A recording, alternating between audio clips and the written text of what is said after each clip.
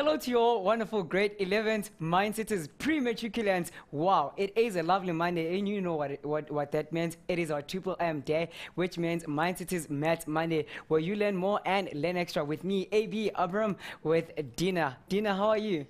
Oh, very well, Abram. Nice to see you. Back for the new year. Yes, I'm up and ready. You know, I missed maths, so I've been doing other shows, but maths is home. I'm glad you're back. It's not the same without you. Thank you so much. I hope the Mindsetters feel the same, especially the grade 11s, because I know that they've been saying on the page that they can't wait to be in matriculant and are learning a lot, as much as I am learning a lot from last week's show. So I hope even this week it's going to be the same. We're going to be doing similar topic. We're going to be doing exponents, a little follow-up on what we did last week, together with equations. So we're solving exponential equations. All right, it's all about solving. That is the secret of mathematics, actually. It is all about practice and solving equations. That's what it means. Hey, Dina. That's it. Well, Mindsetters, to participate or to join us on today's lesson, make sure that you go to facebook.com/learnextra. Like the page, share the page with your friends, help other friends on the page, and make sure you post your questions because we'd love to hear from you. Otherwise, follow us on Twitter @learnextra. I'll be reading some of your tweets later on. And lastly, download your notes all for free on learn.mindset.co.za. But for now, Dina is going to be telling us more about the lesson and the challenge question that we have for you. That's right, grade 11s. Welcome to today's show. I'm sure you're going to be in for a fun ride because it's one of those topics where you can solve the equation, come to an answer, and then you can actually test whether that answer is correct. So you'll be able to go away having that feeling of confidence that, yes, you've got the answer, or maybe you need to go back to the drawing board and find out where you've made a mistake. So before we get there, let's just see what our challenge question is for today. Or before we get there, we are going to attempt in this lesson to solve equations using all our laws of exponents. We can't forget what we did last week. And we're also going to solve simple equations involving some surds, because there are some surds and there are some specific ways of treating them. So we'll look at that a little later. Here's our challenge question, grade 11s. Let's see who's the first one to get the answer out. You need to solve for x in the following equation. X to the power of, and I'm actually going to rewrite it just so that you can see it clearly. I'm going to write it in yellow. So you're going to have an x as a base. You're going to have a power of x times root x. And you need to equate that to x root x. That's all raised to the power of x. Okay, so there it stands, grade 11s. Try it out, post your answers, and let's see who's the fastest finger and the most accurate finger as well. Right, moving right along. I've prepared some notes where I explain one or two of the key things that you must always be aware of when you're actually attempting to solve an equation. Firstly, there are two types of equations. You're either solving for the base or you're solving for the exponent. And then when you're solving for the exponent, there are also two types of equations that you need to look out for. And there's certain specific things you need to look out for. And during the show, I'll be alerting you to those, and hopefully you'll be much better at solving these equations once the show's over. Right, the first one, in solving exponential equations, where the exponent is the unknown, we will make use of the following property. So notice carefully that it's about when the exponent is the unknown. We will look for, if I have a power equal to another power and that base is the same, then if I can rearrange my expression to contain a power equals another power, then because the base is the same, we're saying, well, those two results will only be true if our exponents are equal. So I don't want to hear people say you drop the base and you just equate the exponent. That's not what it's about. We really are comparing two powers, and we say, well, if two powers must give me the same amount, and if their base is the same, then it's obvious that the exponent must also be the same. And I've said here, since A is the same base on either side of the equal sign. So we're going to attempt at trying to get equations in that format. Right, then there are going to be equations that contain more than one term, and these are going to be both where the exponent is the unknown as well as the base is the unknown. And we're going to be really be required to recognize factorizable expressions. For example, trinomials that can be factorizable, but are in a different format. These are trinomials you've never seen before, because we often work with x minus 3 times x plus 2, and we multiply binomial by binomial, and we get a quadratic in x squared and a linear of x and a constant. But these are going to be very different in appearance, but there are trinomials that you've got to recognize that are factorizable. So the first one, if we just multiply this out, whenever you have a square, and grade 11s, please just do this as a favor to yourself. It's a to the half plus b to the half, and we're going to multiply that by a to the half plus b to the half. So what do we get? What is a to the half times a to the half? That would be the root of a times the root of a, which is just equal to a. And then you've got this outers and inners, what I call, my grade 11 class now, I call that the OI, the outers and the inners. And I'm getting an a to the half, b to the half, and I'm getting another one. So I'm really getting a twice of a to the half, b to the half. And then I'm multiplying the last, so b to the half times b to the half, same base, add the exponents, a half and a half is 1, so it's just plus b. Now, grade 11s, have a look very, very carefully. Notice how this middle term has got the same power as the firsts and the lasts, and how this first and last term, its power is always half of that middle term. Now, you may never have considered that, but if you look at the trinomial x squared minus x minus 6, for example, I can factorize that as x minus 3 times x minus 2, x plus 2, and you'll notice that each of the first terms in each of the brackets has got the same power as that middle term, and that middle term's power is in fact a half of 2.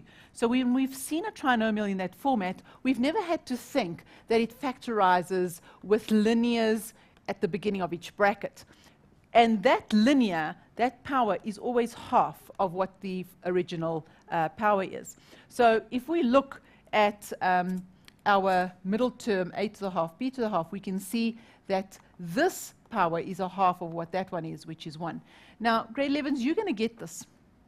You're going to get something of this format, and you need to recognize that it is factorizable because of the nature of the exponents.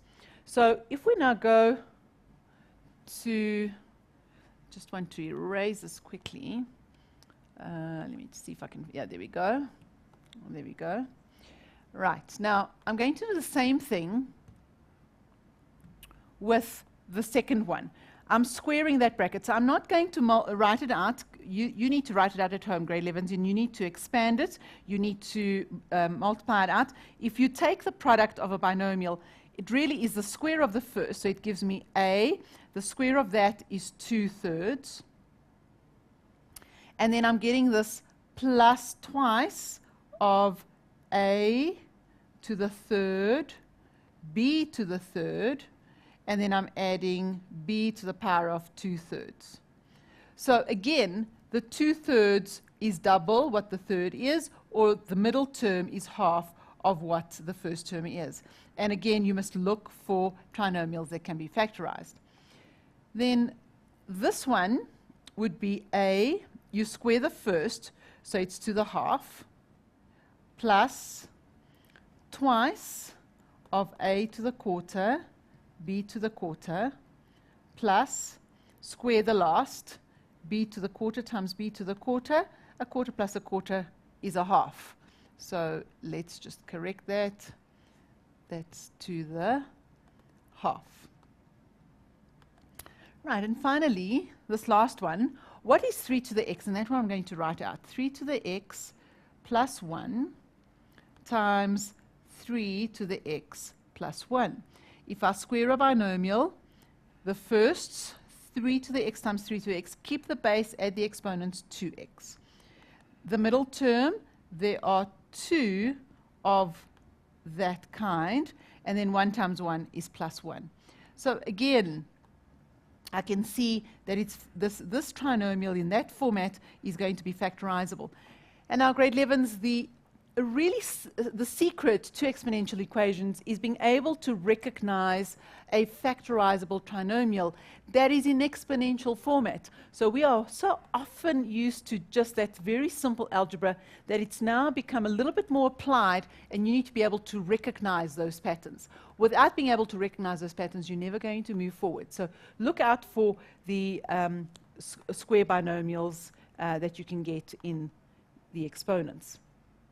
Right, and the third type of equation that you get is one that contains a square root. And the square root, the way we deal with that would be to say, firstly, I would like to isolate the square root. So I see a 1, I see a -2. I would like to just isolate the square root over here. So this 1 and this -2 must go so that I isolate that. And then we're going to do something very neat. We're going to square both sides, so then we undo that square root. So we don't want to raise the square root to the half in this case. In some cases you may want to do that, but in this case we actually want to keep the square root and just square both sides.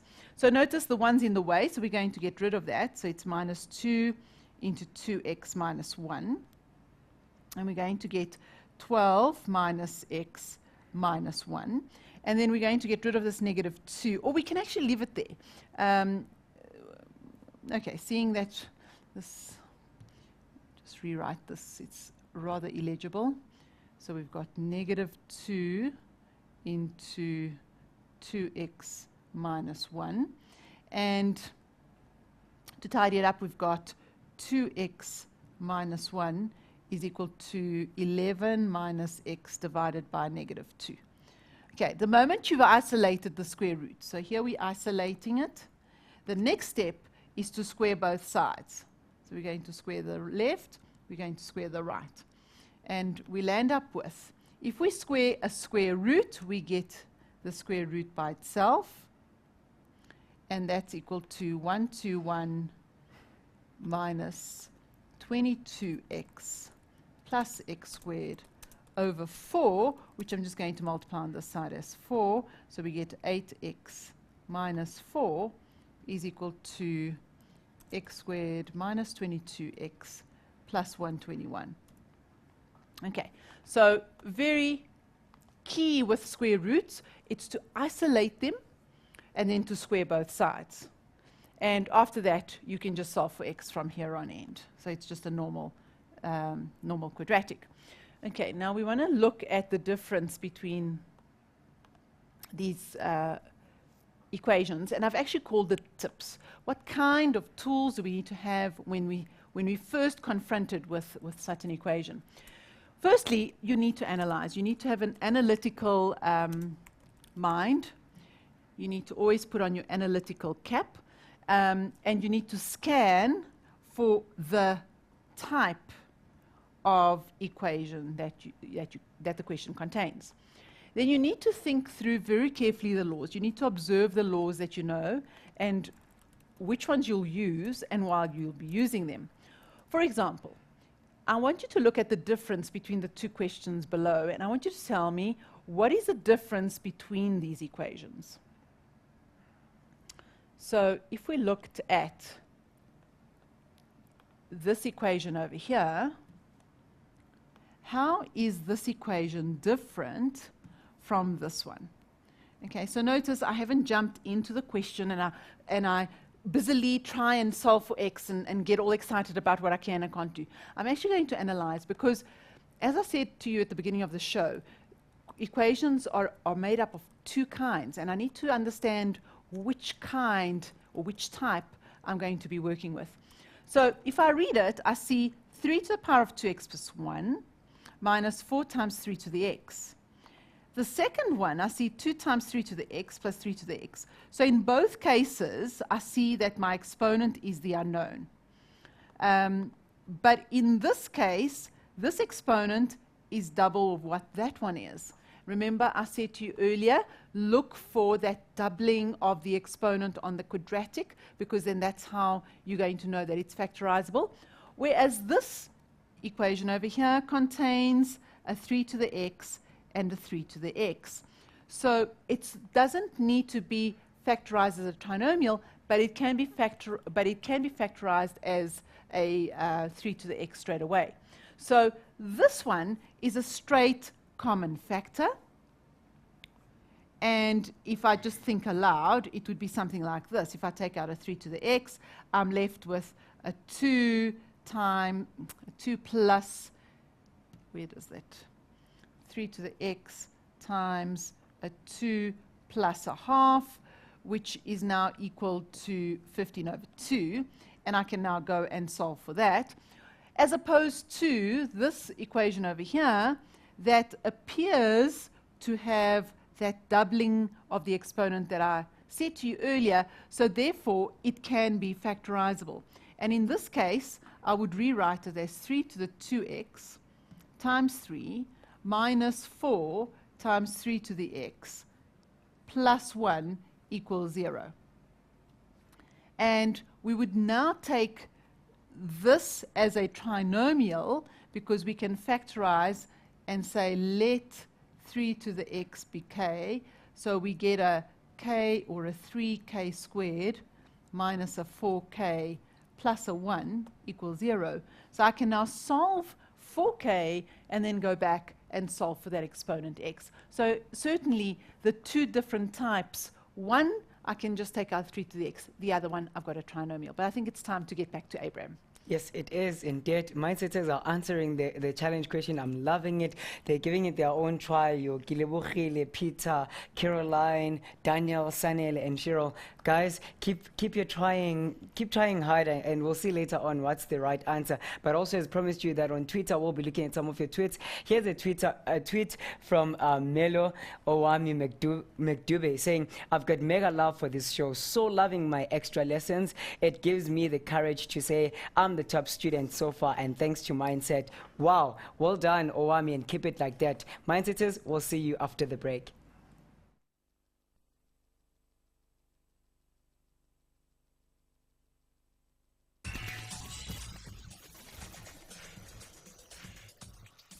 Welcome back, awesome pre-matriculants. Now, earlier on, before we went to the break, I said, Owami said he's proud, he has that courage to say he's the top student. And that was such a great inspiration because after that, Basita and I said, I'm enjoying your math so far. I'm looking forward to be a top student in my class. From Basita and Perseverance, Maluleke. So it is a push, guys, but an inspiration at the same time to be the top student. With Mindset, you can do it. Dina, back to you. Grade 11th, your goals are very inspirational. Keep it up. Keep practicing. You will get there. Now, just before the break, actually at the beginning of the last segment, we gave you the challenge question. Some of you are saying x equals 1. Yes, there is, but that's not going to get you to top student because there's more than that value for that solution. So keep trying to find another solution, and we'll look at the answer a little bit later. Right, for now we're going to do some of the examples that I mentioned in the notes. We're going to look at solving an equation with a square root. We're going to solve one where we're going to try and get the same power on both sides of the equal sign, and we're going to have one where we're going to do some factorizing. When in doubt, try and factorize when you're solving an equation. It's usually the tool that gets us to be able to find that x value we're so desperately always trying to find. But for now, let's look at how to deal with that square root. Okay, so the improve your skills section, question 1. The equation is the root of x minus 2 is equal to 4 minus x, and we would like to find what the value for x is. And we've got a square root that is already isolated. So remember, if there were any numbers, any terms, etc., we'd isolate it. But in this case, it's already isolated. So now we're going to square both sides. Don't pick and choose what it is that you want to square. We are going to take the left-hand side, everything there, we're going to square it. We're going to take everything on the right-hand side, we're going to square it. And then we're just going to apply our algebraic rules. So if you take a square root and you multiply it by itself, you're going to get an x minus 2. And if you square a binomial, grade 11s, do it all with me, say it out loud with me. it's 16 minus 8x plus x squared. Remember that you've always got your outers and your inners, and we can't forget that. The most common teenage mistake with binomial squareds is always we say 16x squared because we're missing that middle term that is so invisible. Okay, but remember there's always 3 terms. In fact, there are 4, but the 2 middle ones get added up together. And then from here, we now can find the quadratic, so it's x squared, and we've got minus 8 minus 9. And we've got 16 plus 2 is plus 18 is equal to 0. And this factorizes, I think, as x minus 6 and as x minus 3 is equal to 0. Plus sign at the end, both brackets will have the same sign, negative 6, negative 3, negative 9. Always check your work, check for accuracy, check, check, check all the time. So therefore, x is equal to 6 or x is equal to 3. Now, I said earlier that this is a section where you really build confidence because you can go back and test your solution and see that you're correct. So if we go back to the top and we test our solution, I want you to see what happens. I'm going to do it in blue. If we test 6 on the left-hand side, if x is equal to 6, then we're going to get the left-hand side, we're going to get 6 minus 2 is 4, the square root of 4 is 2. And on the right-hand side, we're going to get 4 minus 6 is equal to negative 2. So we have the left and the right are not the same, therefore x is not a solution. Okay? So even though x equals 6 is a solution to the quadratic, it's not a solution for the original equation. And then if x is 3, let's see what happens if x is 3. The left-hand side is now equal to 1.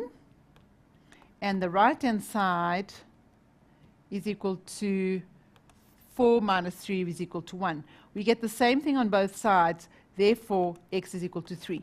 So at the end, when you've done your testing, therefore, x equals 3 only. Solution. Okay, so what we've done is we've created an equivalent equation by squaring both sides, but in finding the solution to that equation, we find that only one makes the original. Remember, the original did not have the green portions to it. It just had the white portions. So we would have to go back and test in the original. Right, what's next? Okay, we've got question 2, which says solve for x. And I'm just going to, on the side here, just rewrite it as 3 to the power of x squared minus 1 is equal to 27 to the power of negative x divided by 3. Okay, now let's analyze. What do we see? We have a left-hand side with a 3. We've got a right-hand side with a 27 and a denominator of 3. But we also recognize that 27 is a power of 3. So this could be written as 3 to the power of negative 3. And just by analyzing that, we can see that these powers over here can be written as 3 on the right and powers of 3 on the left. So if the exponent is unknown, we try and have the same power on both sides. Sometimes that's not possible because we've got more than one term. And then in that case, we could maybe factorize as the notes in your previous section. Okay, so it definitely is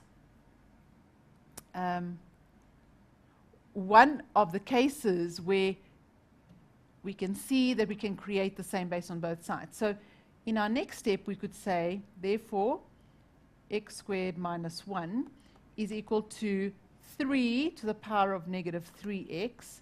Divided by 3 means minus 1.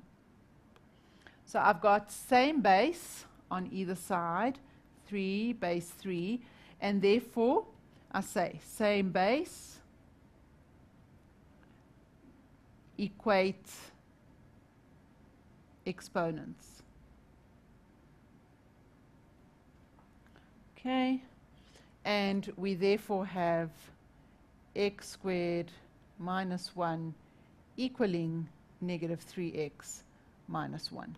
And now we have an equation on the exponents that we're solving, and we can take it from there and solve the quadratic. So we have an x squared minus plus 3x, and then this negative 1 comes across. A negative 1 plus 1 is 0, so that's just equal to 0. And how do we factorize a quadratic where there's a common factor? We take out the common factor, and we're left with x plus 3 is equal to 0. So we then get x could be 0.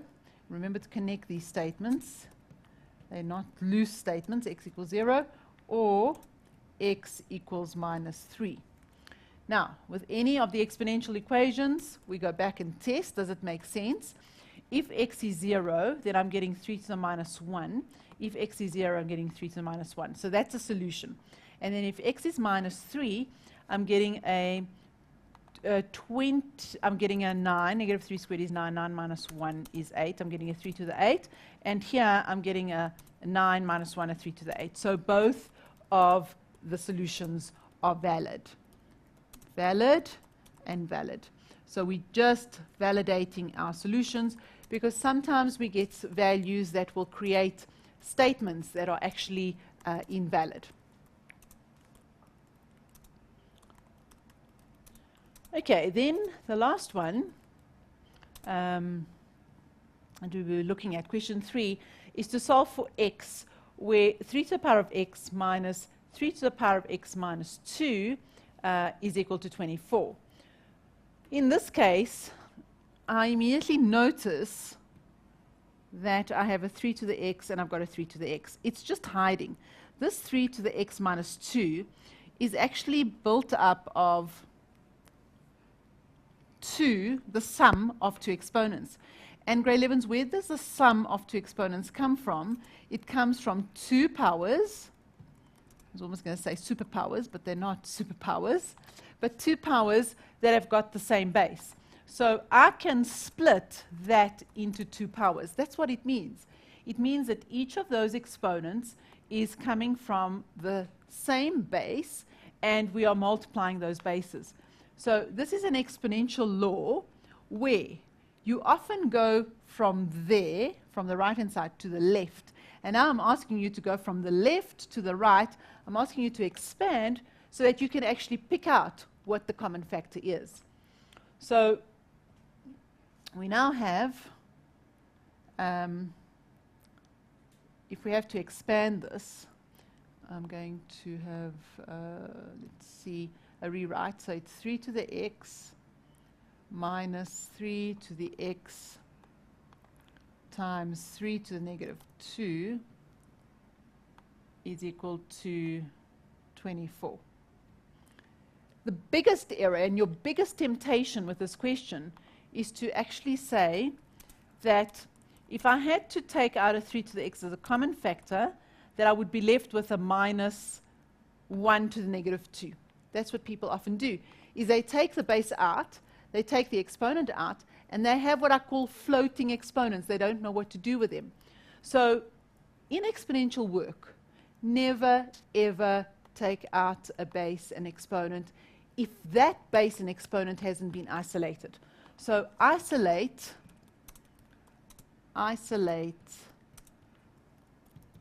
the base and let's isolate the base and the exponent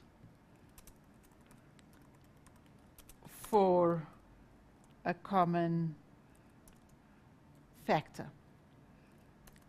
Okay, so notice how I'm not taking out a 3 to the x, and I don't know what to do with that negative 2. I've actually first expanded it.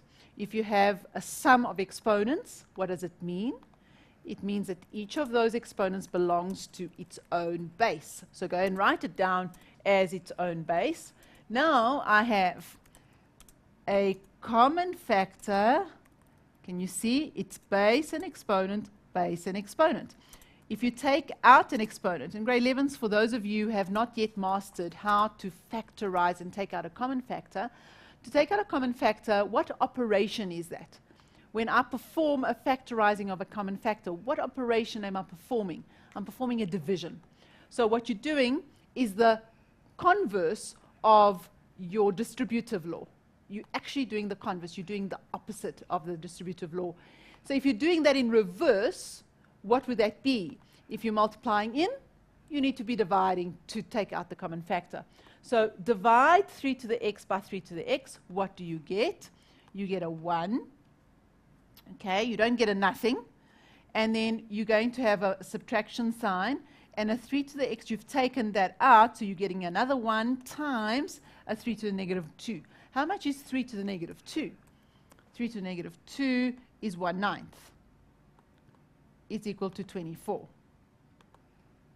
So now you've got this bracket with these two terms, and grade 11s, you must check the accuracy of your work when factorizing by remultiplying. So that 3 to the x being multiplied by 1 gives me that, and that 3 to the x multiplied by that gives me that. Another tip for factorizing is if there are two terms that you're factorizing, there must be two terms left in the bracket. So many of you will just write down one term. That means you're not verifying the quality of your work. You're not double checking that your work is valid. Okay, so therefore, we've got a 3 to the x that we're multiplying by. A 1 minus a 9th would just be 8/9. And we've now got that that's equal to 24. What do we do with the 8/9? The 8/9 is being multiplied by 3 to the x. What do I do as an inverse operation? I would divide by 8/9 on both sides. So I would get divided by 8/9 means times by 9/8. And if we just keep going,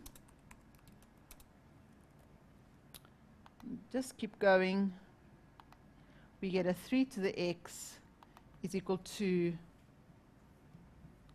8 into 24 is 3, times 9 is 27. So I'm going to already write it as its power, because that is a neat equation. I have the same base on both sides.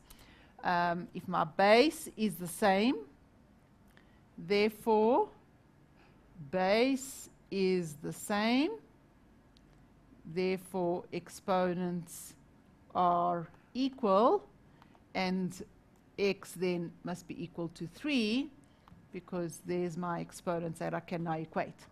Now, to make you think a little bit, grade 11s, you've got 3 to the x equals 3 cubed.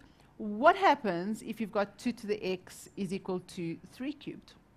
What happens when the base is different? Because in maths, as a mathematician, you must always be asking yourself, we're using this law, but what happens if something within that law had to change? How do I adapt to it? Well, for now, you'll have to put that on hold. You'll have to put that in your window that you keep open until you do what we call logarithms when you get to grade 12, because that will be our tool to be able to solve that. So for now, if you had to get something like that, you would say, only in grade 12, okay? For now, you should be able to get everything onto the same base, although some of you may be saying to me, yeah, you think that you could do this, because this is equal to 27, and you'd be looking at which of your powers of 2 do you know are closest to 27? And you'd be saying something like this. 2 to the x you think would be between 32 and 16, because that would be 2 to the 4 and 2 to the 5, and so 2 to the x would lie between 4 and 5. And so you could estimate, you could give a very broad estimation, but at least you would know that it would be between those two integers. So you could be getting a question like that, even though you don't have that tool to finally catch what that x value is. You could create some kind of estimation. So for now, we want the same base on either side, and we want to be able to equate the exponents. And I'm hoping that some of you have got that challenge question. Abraham, how are we doing? They're trying so hard, hey? A lot of different answers, and some mindset is debating about the right answer. So we'll see later on which one is the correct answer. But otherwise, mindsetters, keep your questions coming, because we'd love to hear from you. If you're struggling anywhere, we're here for you. Don't you dare move. We'll see you after the break.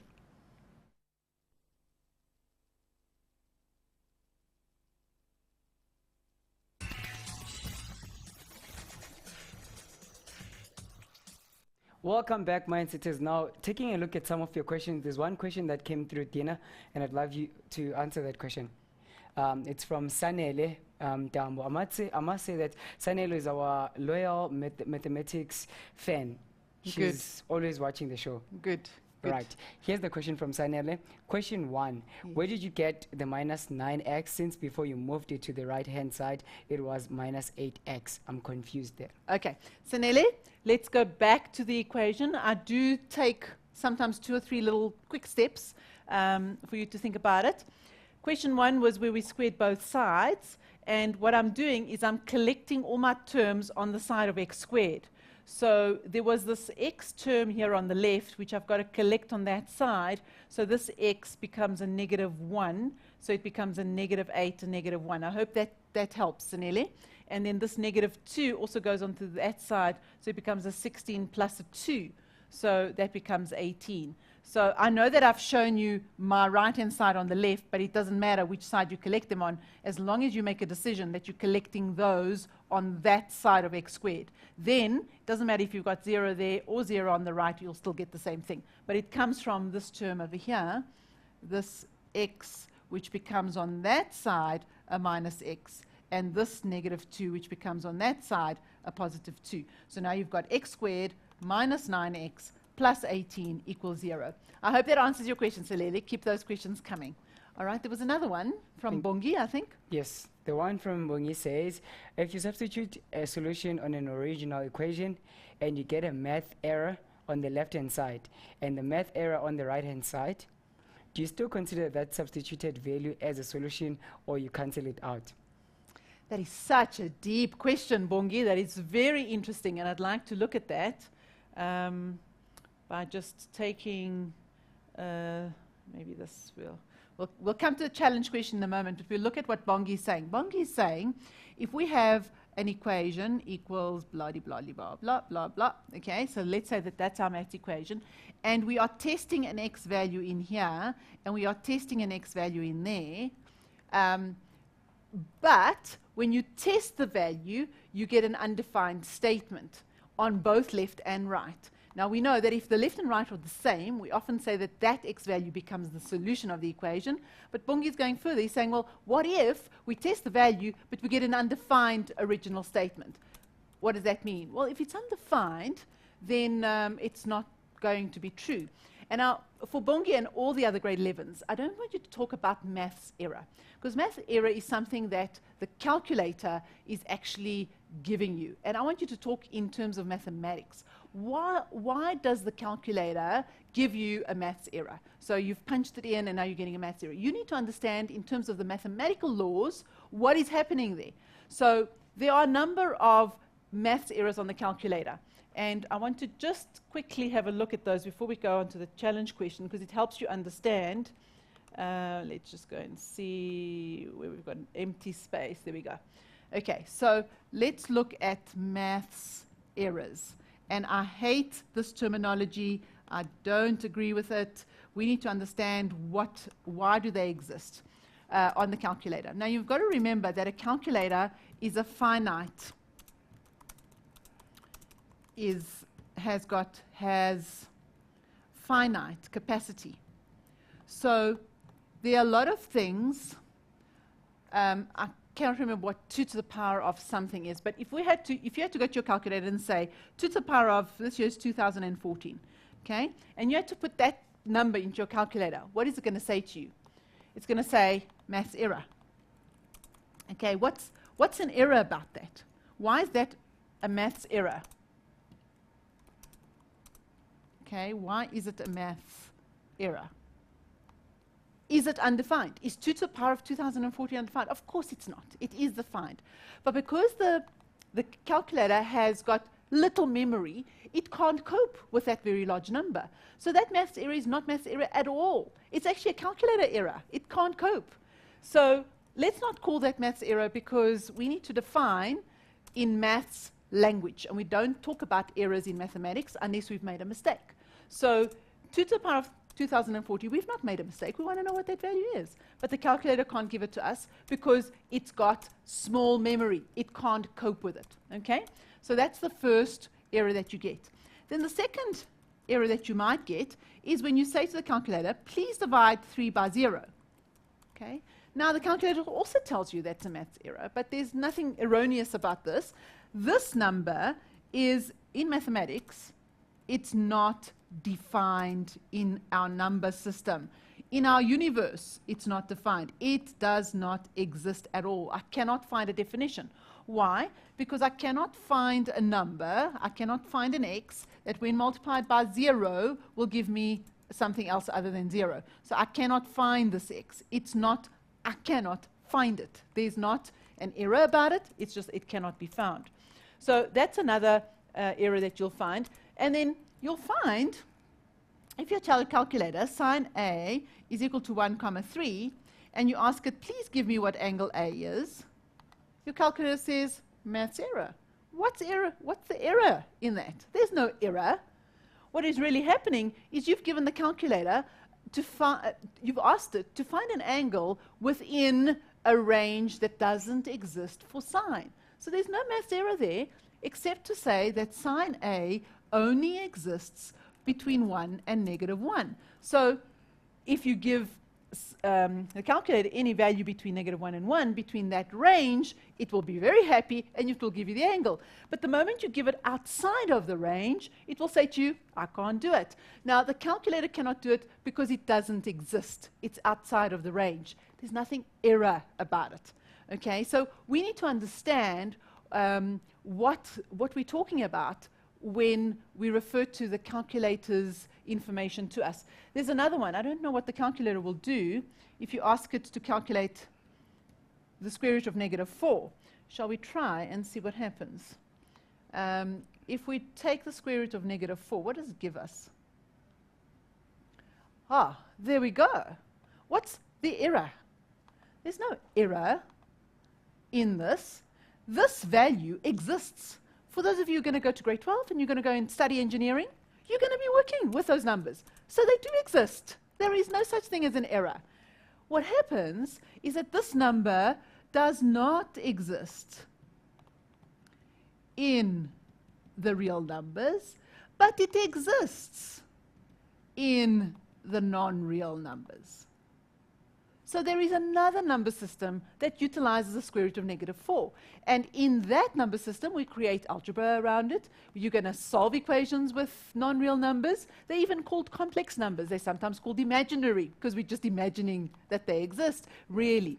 So the calculator gives us math error, but it's not a math error. It's that the calculator is not programmed to deal with non-real numbers. So again, it's its capacity. It's not been programmed to deal with non-real numbers. So please understand, in terms of the existence of numbers, whether they truly exist in another number system, or whether they just don't exist at all. Like 1 divided by 0 or 3 divided by 0 doesn't exist at all. So do try and understand what it is that your calculator is trying to communicate to you when he talks about maths error.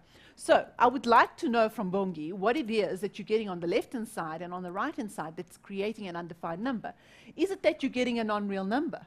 Because if it is that you're getting a non-real number on either side of the equation, then yes, that is not a solution in the real number system, but it would be a solution in the non-real number system. And because up to grade 12, we only deal with the real numbers, we're not going to worry about our imaginary numbers, it therefore goes to show that, or we're actually saying that if something is undefined on either side of that equal sign, then it cannot be a solution in the real number system. So we need to find out exactly what number system we're referring to. Okay, so hopefully that's cleared up why the calculator is communicating what it's communicating to you. You must really understand that. Any more questions? For now, I think we should just do the challenge. Challenge. Let's go challenge. Let's go challenge. Right, let's go challenge. And I think the challenge is here. Okay, so let's see what you've done with this. Now, grade 11s, I'm very proud of you. You said x is 1. Yes, that's true, because 1 to the power of 1 is equal to 1 to the power of 1. So certainly x to the power of 1 would be what we say it's the exception. But let's work with our exponents. This is all about exponential equations. So we've got x to the power of x root x is equal to x to the power times root x to the power of x. That was our equation. I can see both sides have got that x. So I'm going to try and get everything, or try and collect my exponents, because I can see I've got the same base. So if I collect my exponents, this is what they look like. X times, let's do it over here. What is x times x to the half? Right, grade 11s, you're shouting there on the other side of the screen, and you're saying, same base, keep the base at the exponents 1.5, right? So that gives me x to the power of 1.5. And that's all equal to x times root x is x to the 1.5. And then you are raising it to the power of x. How are we doing so far, grade 11s? Are you with me? So we've got x to the power of x to the 3 over 2 is equal to x to the power of 3 over 2 to the x. Right, I now have this unique property where I've got the same base on either side. So therefore, I can now equate my exponents. So x to the 3 over 2 is equal to 3 over 2 times x. Okay, any equation that involves a power, you will always operate in the same way. You'll always say x to the 3 over 2 minus 3 over 2x is equal to 0. And then you will factorize. You will take out an x, and you will be left with an x to the half minus a 3 over 2. And if we carry on there, and notice I said to you earlier, when you factorize, test your factorizing. I've taken out a common factor of x. I'm left with two terms, and if you multiply x by x to the half, you get x to the 1.5. Add the exponents. 1 plus a half is 1.5. So therefore, x could be 0, or x to the half could be 3 over 2. How do I get rid of the half? How do I do that? I raise it to the power of 2. And so I raise that to the power of 2. So x can also be 9/4. So mind setters, for all of those of you that got x is 9/4, that was fantastic. And this, I think, is where Bongi's question comes in. Because if x is 0, and we now go back to the original, and we substitute into that original, we get a 0 to the power of 0 is equal to 0 to the power of 0. So would 0 be a solution? I think, Bongi, that's why you brought up that question. Would 0 be a solution, since we get an undefined value? Because 0 to the power of 0 is not defined. We can't have 0 and then raise it to itself and decide that we've got 1. It just doesn't make any sense. So I would say, Bongi, that x equals 0 is not valid because it's creating an undefined statement. That's what I think. You must ask your teacher what she thinks or he thinks tomorrow and see if they agree with me, because it really does leave us to think a little bit about whether we agree with that or not. But mindsetters, if you've got 9/4, well done. Abraham, how did they do? Yeah, so well. Many of them did say that it is a 9/4. Fantastic. So well done, mindsetters. Wow, you were really concentrating and practicing and working it out with us. But Dina, thank you so much. That's where we ended today. Fantastic. Till we meet again. Mindsetters, I hope you have learned a lot. Remember, in life, you must keep on learning, because learning is always there in life, and it's something that the world will always teach you every day. So it's up to you. Be wise and learn. From us to you, we just want to say peace.